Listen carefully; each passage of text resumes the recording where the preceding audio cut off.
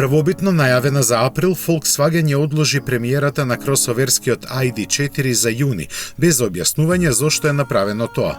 Поместувањето од само 2 месеца чуди, посебно што германскиот гигант сериозно се подготвува за престојната електрификација во која ID4 ќе има значајна улога. Тој за разлика од хеджбекот ID3 ќе биде пласиран на американскиот пазар, за што веќе се подготвува негово производство таму. Овој компактен кросовер како маскиран прототип веќе беше покажан лани есента на салонот на автомобилите во Франкфурт.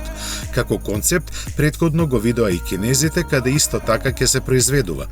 Ќе биде базиран на ID Cross со добар дел од компонентите наследени од ID3. Се очекува топ изведбата да има електромотори на двете оски, напред со 100, а назад со 200 коњски сили. Од порано познатите информации се проектира да има автономија од околу 500 километри. Цените до сега не се споменуваат.